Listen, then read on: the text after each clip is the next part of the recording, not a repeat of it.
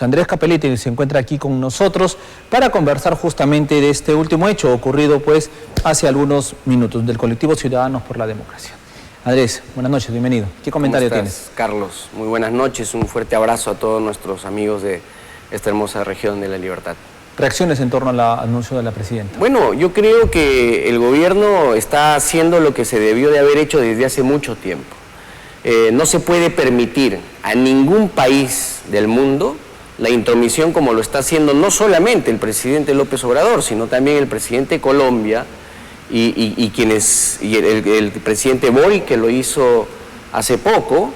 Y lo que nosotros tenemos que hacer como Estado peruano es poner y zanjar una posición radical respecto a ello, porque ningún país del mundo puede aceptar la intromisión de gobernantes quienes todavía creen que Pedro Castillo sigue siendo un perseguido político y sigue siendo el presidente del Perú. Así es que yo realmente aplaudo este mensaje de la señora Boluarte, a pesar de que no compartimos muchas de las cosas que ella planteaba desde el primer día con Pedro Castillo, pero yo sí considero de que una de las acciones que se tiene que hacer desde el Palacio de Gobierno es defender de manera drástica al país y la intromisión de gobernantes como ellos, que realmente deberían de preocuparse por sus países.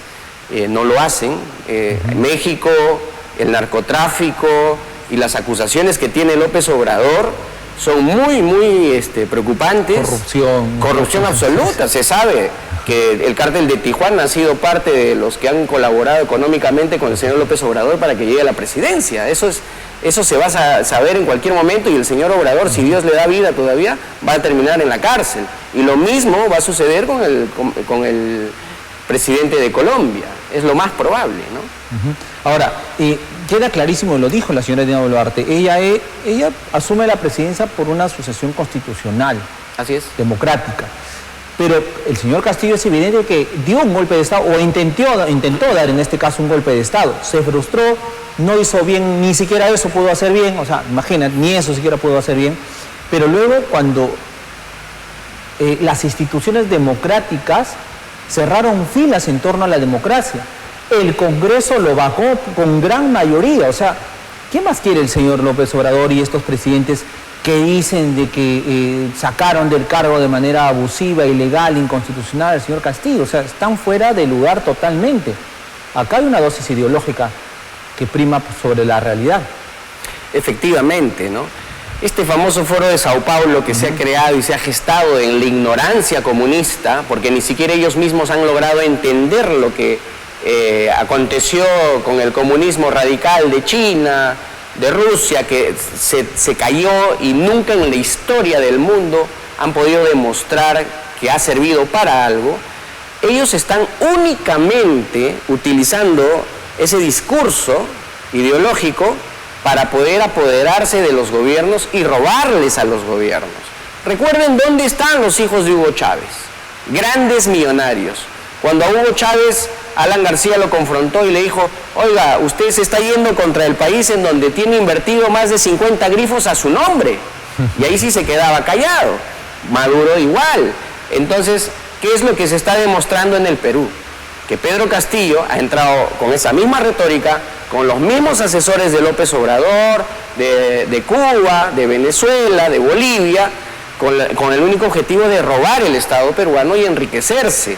25 mil millones de soles se calcula desde la Contraloría que se han gastado y no se sabe en qué. 75 mil millones se han gastado específicamente en contratos a los grandes amigotes, como se ha ido demostrando en los últimos años. O sea, este equipo humano que ha tenido Pedro Castillo, que yo lo denomino organización criminal, ha venido trabajando desde hace muchísimo tiempo y asesorando a Pedro Castillo, como los grandes asesores que ha tenido, por ejemplo, la SUNEDU, ¿no? Que se ha destapado hace poco, donde Francisco Sagasti y compañía venían teniendo los cargos año tras año para poder tomar la determinación quiénes eran los que tomaban las decisiones de las universidades de todo el Perú. Podemos destacar que finalmente el Perú es un lunar en América Latina. Así es. ¿No? Es un lunar, o sea, los de extrema izquierda no han podido con el Perú. Pensaban haberlo ya captado, capturado hasta con Castillo, pero nos hemos podido defender bien en todo caso. Gracias a Dios, la ciudadanía, ustedes que nos están viendo, a través de las movilizaciones que se han gestado en todo el Perú, han hecho frente a este delincuente, porque sí habíamos un grupo de personas que sabíamos quién era Pedro Castillo, los vínculos que tenía con la camarada Vilma, con los Quispe Palomino en Ayacucho, los lazos que tenía directamente con algunos sindicalistas terroristas, y los lazos que venían desde fuera, como Evo Morales, Maduro, etcétera, ¿no? Y el financiamiento de los mineros ilegales. Fuera de ello. Claro. Mira, este financiamiento hay que entenderlo de esta manera. Este financiamiento de los mineros ilegales se ha dado consecuencia justamente de la frustración en el gobierno de Pedro Castillo, a consecuencia de su golpe que ha intentado realizar. Ellos tenían un pacto, así como lo tenían con la camarada Vilma y el narcotráfico en el Braen. Por eso es de que empezaron ellos a sacar a nuestras Fuerzas Armadas del Braen para darles libre albedrío a estos señores. ¿Y quiénes eran los intermediarios de todo esto? ¿Acaso no era el señor Bermejo que paraba en San Francisco, en Pichari, en Quimbiri, en todas las zonas del Brae? Lógico que sí. Ellos tenían todo orquestado. Y tengan la plena seguridad que eso se va a demostrar, porque ya la Fiscalía está haciendo su trabajo, y esta gran organización criminal que llegó al poder con Pedro Castillo en la cabeza se va a desmoronar en cualquier momento. No se quiso reconocer a Dina Boluarte. Dina Boluarte también cometió grasos errores, pero también el Congreso hizo lo suyo. Finalmente la ciudadanía se queda pues descontenta con un gobierno como de Boluarte y un legislativo con estos 130 congresistas, muchos de ellos impresentables. ¿Qué hacer ahora? Porque el adelanto de elecciones se cayó y todo indica que se van a quedar. Salvo ocurra algo ya sin precedente, pero se van a quedar, no hay forma. Honestamente yo no veo un adelanto de elecciones ni en el 23 ni en el 24. Está clarísimo de que el objetivo tanto del Congreso como de la señora Dina Boluarte es quedarse hasta el año 2026. Y te voy a decir honestamente, yo creo que es lo mejor que le podría suceder al país, siempre y cuando no ocurra pues, o no se encuentre dentro del gobierno central o dentro del Congreso más rayitas de las que ya tenemos, ¿no? O más perlitas de las que ya hemos tenido. O sea, si se ven actos de corrupción en el gobierno de la señora Boluarte o en este Consejo de Ministros que lo dirige el señor Otárola, tenga la plena seguridad que los ciudadanos que hemos salido desde el primer momento en contra de Pedro Castillo, volveremos nuevamente a salir a las calles y a exigir su renuncia inmediata. Pero este Congreso también poco favorece como para Por supuesto, ayudarlo, o sea, por supuesto, es lamentable. Es lamentable que... O sea, ellos piensan que tienen el poder y que son pues intocables y que no les interesa a los muertos, no les interesa subirse del precio del menú y pagarse más. Y es justamente ello, mire, acabamos de salir de una crisis terrible con la pandemia.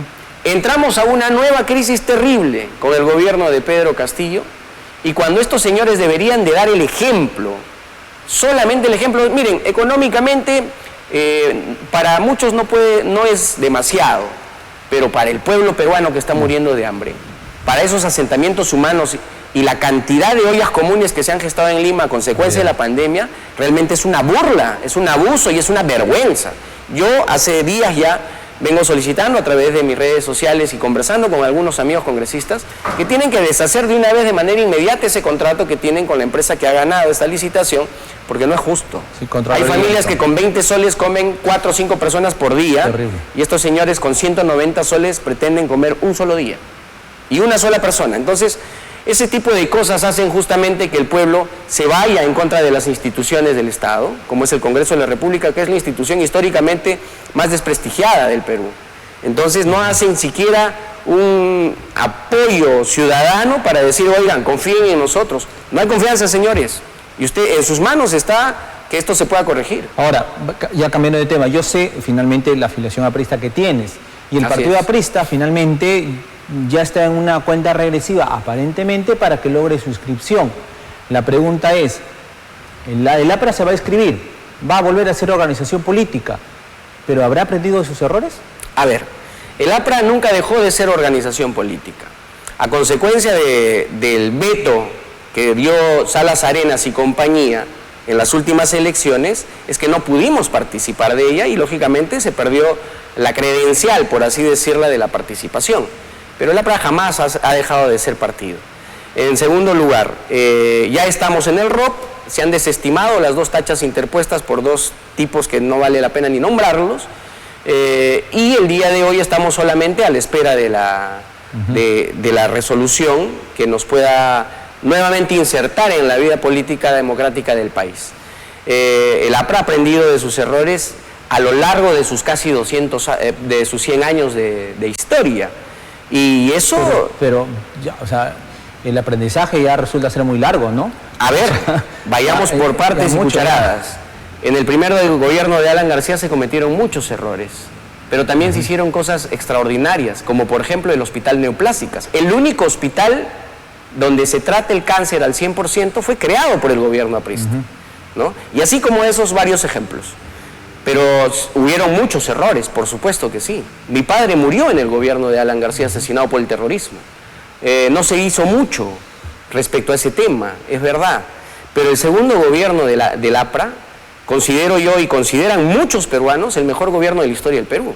Tuvimos un crecimiento económico de casi 9% en algún momento importante, a pesar de que en el año 2008 había una crisis mundial donde todo el mundo se desmoronaba y el único país en el mundo que crecía era el Perú. Se generaron 152.000 obras públicas en todo el país y se generaron millones de puestos de trabajo. ¿Y por qué el APRA entonces está en crisis, si también lo hicieron? A ver, un momento, vuelvo a repetir, el APRA no perdió ninguna elección para que esté en crisis. El APRA fue vetado por Salas Arenas para que no participe en las elecciones, porque otra hubiera sido la historia. Fíjese usted, yo estoy casi convencido de que si el APRA hubiera participado con Nidia Vilches en la cabeza, le aseguro de que el señor Pedro Castillo no hubiera estado en donde está, incluso no estaría ni en la cárcel. Le puedo asegurar ello. Ahora, si no se reconoce que el APRA ha estado en crisis, entonces ahí estamos un poco complicados, ¿no? A ver, la crisis interna de un partido sucede en todos los partidos políticos. ¿Y cuáles son nuestras crisis internas? Lamentablemente tuvimos la muerte de nuestro líder Alan García y eso conllevó algunas determinaciones del partido que se están corrigiendo. Esperamos a la resolución del partido para que el Comité Ejecutivo Nacional del partido convoque un Congreso Nacional, que eso es lo que estamos esperando toda la militancia aprista, y podamos ordenar nuevamente la casa, ir a nuevas elecciones internas para poder tener un nuevo secretario general, un comité político y conllevar las próximas elecciones. Pero tan en crisis están que hasta su secretario general nacional, como Elías Rodríguez, decidió renunciar y formar su propio movimiento. Es que eso es totalmente falso. Elías Rodríguez fue expulsado del partido aprista peruano por traidor. Y por ahora... ¿Qué fue primero, su renuncia o su expulsión? Él nunca renunció, por eso se lo expulsó. A Elías Rodríguez lo expulsan porque él de manera dictatorial, como es su costumbre de este señor, ¿no?, es que empezó a ejecutar su partido político sin ni siquiera poder haber solicitado un permiso, oigan, discúlpenme, no estamos inscritos, quiero participar en la vida política en mi región. No lo hizo. Entonces el APRA, a través de su CEN nacional y a través de sus organismos en ética y disciplina, decidieron expulsarlo. Y a mí personalmente me parece que ha estado muy bien expulsado y así como él deberían de retirarse todos aquellos personajes del partido que le hacen daño al partido. Y no solamente dentro del APRA, sino que lo que se tiene que hacer es que todos los partidos políticos deben de identificar a estos personajes que únicamente llegan con el único fin de aprovecharse de algo y luego tiran la toalla. Hace algunos días, justo en el marco de la Semana de la Fraternidad, tuve a Julio César Morán, que es el secretario regional de la APRA, y él exigió de que sea en Trujillo esta asamblea general, que lo llaman, ¿no?, este cónclave que tienen los apristas, y que acá se evalúe quiénes fueron los responsables de la crisis y que sea aquí que se definan ya los lineamientos a futuro. ¿Crees que Trujillo puede ser una sede importante para esto? Por supuesto que sí, qué honor, ¿no?, en la tierra de Aya la Torre. Pero acá lo que yo creo es de que no se debe de ver ya al pasado. Yo lo que creo es que debemos de ver el futuro del país. Pero el pasado también es bueno verlo. Por supuesto. Para poder identificar a los responsables. Yo se lo dije al señor Julio César Morán, si el APRA no identifica con nombre y apellido a aquellos responsables de la debacle aprista, van a continuar allí y van a Pero yo continuar te con lo pregunto, mismo, tú me ¿no? hablas de un debacle. ¿Cuál es el debacle? ¿Cómo que cuál es el ¿Cuál es el debate? debacle aprista? Dime. El hecho que no te hagan inscripción ya es un Perdóname, debacle, ¿no? el partido aprista, y quiero que lo sepa el pueblo peruano desde tu canal, es que el APRA nunca perdió nada. A el APRA lo vetaron para que no participe en las últimas elecciones y ese fue el motivo por el cual el APRA no logró participar y nos quitaron la inscripción. Ese fue el momento. Bueno, es la posición de ustedes. No, no es la posición, ¿no? es lo que, mira, tú agarras tu teléfono y puedes ingresar al Jurado Nacional de Elecciones y te vas a poder dar cuenta de que el APRA nunca perdió ninguna inscripción. Al APRA literal lo expulsaron de carrera y le dijeron, usted no puede participar. ¿Por qué no participó? Porque el Jurado Nacional de Elecciones no lo quiso inscribir. ¿Pero por qué no lo quiso inscribir? Porque simplemente no le dio la gana. No es que no le dio gana, habían problemas internos en el APRA. No, el señor. Jurado Nacional La manifestó inscripción que del no se puede. partido se generó a las 5 de la tarde del día que culminaba las inscripciones y se terminó de procesar el 100% del todo a las 12:08 de la noche. Como el plazo era hasta la medianoche, solo aceptaron la inscripción formal de la candidata presidencial y de su plancha y algunos congresistas. Entonces, al no tener la inscripción a nivel nacional de todos los candidatos, Porque no cumplieron con los etapas. a ver, los periodos, le con los explico tiempos. por qué. Ese fue un problema de su sistema del Jurado Nacional de Elecciones. Y le cuento cómo fue. Yo he estado asesorando a varios candidatos en las últimas elecciones municipales y regionales, y resulta que muchos en el Perú, y la gran mayoría de Perú Libre, no se había logrado inscribir hasta las 12 de la noche. ¿Qué hizo el señor Salas Arenas? Dio un plazo de 48 horas a todos los partidos políticos para que regularicen la documentación, porque efectivamente se dieron cuenta que el sistema del Jurado Nacional había fallado, que fue lo mismo que aconteció anteriormente. Pero en esa ocasión, como era el APRA, entonces le dijeron, no, ustedes no participan. Ese es el odio comunista que existe y que está enquistado todavía en algunas instituciones públicas. Es por eso que se los quieren bajar, ¿no? No, nosotros democráticamente vamos a esperar que concluyan su mandato, que concluye el 2024, y esperemos que se vayan y no regresen nunca más.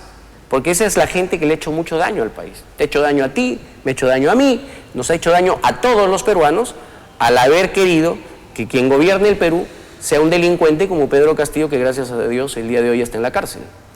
Perfecto. Bueno, pues veremos qué pasa con el Partido Aprista más adelante. Esperemos primero que le den ya el visto bueno para que vuelva nuevamente a ser oficialmente partido político. Si me permite, solamente para poder invitarle a toda la ciudadanía y a la población que el Partido del Pueblo está de fiesta, estamos en el mes de la fraternidad y el día de mañana a las 7 de la noche se va a realizar un gran meeting donde vamos a tener seguramente a nuestros dirigentes nacionales y regionales, y nosotros hemos llegado a la región La Libertad, a la ciudad de Trujillo, para poder acompañar esta gran movilización y rendir homenaje en sus 128 años de Haya de la Torre, justamente en la puerta del cementerio en donde él está enterrado. Así es que toda la familia aprista y la ciudad trujillana está invitada y los esperamos a partir de las 7 de la noche el día de mañana.